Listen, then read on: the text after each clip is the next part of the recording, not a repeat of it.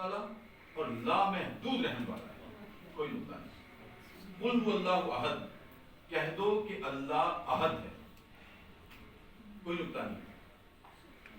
اللہ الصمد، اللہ بے نیاز ہے، ہم اس کا ترجمہ کہتے ہیں کس بات سے بے نیاز ہے؟ اولاد سے، رشتوں سے، ارحام سے، ماں باپ سے، بیٹے بیٹیوں سے. یہ خالصتاً توحید پر مبنی آیت ہے نا یہ سورہ الاخلاص. تو اللہ نے جواب دیا. اور یہاں بھی ایک آپ کے لیے نقطے کی بات عرض کر دوں کہ اللہ نے اپنی توحید کا مضمون بیان کرنے کے لیے نہایت ہی اختصار کے ساتھ اور اتنے جامع انداز میں اپنی توحید بیان کی ہے کہ قل هو اللہ احد کہا ہے. یہ نہیں کہا کہ قل هو اللہ الواحد، حالانکہ واحد کے معنی بھی ایک ہیں اور احد کے معنی بھی ایک ہیں. دونوں میں فرق کیا ہوا؟ فرق یہ ہے، آپ کو بتانے کے لیے عرض کر رہا ہوں، اساتذہ نہیں میرے مخاطب. قل هو اللہ الواحد اس لیے نہیں کہا کہ واحد اس ایک چیز کو کہتے ہیں جو قابل تقسیم،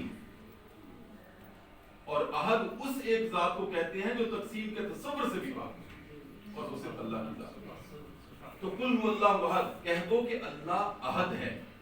اللہ الصمد، اللہ بے نیاز ہے اولاد سے، بیٹے بیٹیوں سے. اور میں نے اس کا ترجمہ کیا ہے اللہ الصمد، اللہ ارحام کے سارے واسطوں سے مابرا، کوئی نقطہ نہیں.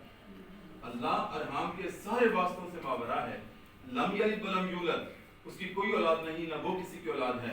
اب نہیں میں نقطہ آتا ہے، اب نہیں کا متبادل. اللہ سے اللہ کی طرف دیکھتا تھا آنکھوں اٹھا کے، یا اللہ اس کا متبادل الہام کر دیں. الہامی کام ہے یہ، انسانی کام نہیں ہے. آپ ایک پیراگراف لکھ کے دیکھیے گا رات کو، ایک پیراگراف چند لائنوں کا جس میں نقطے نہ آتے ہوں، بہت مشکل ہے. تو لم یلد ولم یولد، اس کی کوئی اولاد نہیں، نہ وہ کسی کی اولاد ہے. تو میں نے اس کا ترجمہ کیا ہے، آپ کی توجہ چاہتا ہوں. سوال ہی معدوم کہ اس کی کوئی اولاد ہو کہ وہ کسی کی اولاد، سوال ہی معدوم، ہو ہی نہیں سکتا.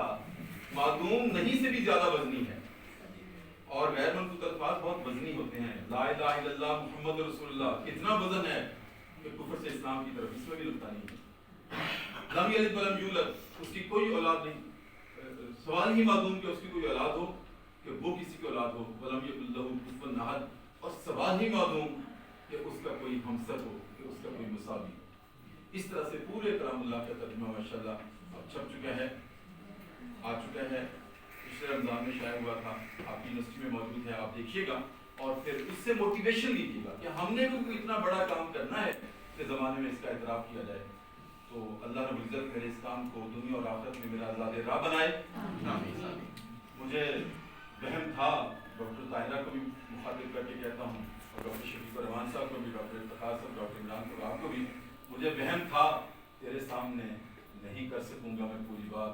سو حقیقتاً یہی ہوا، میری بات بیچ میں رہ گئی.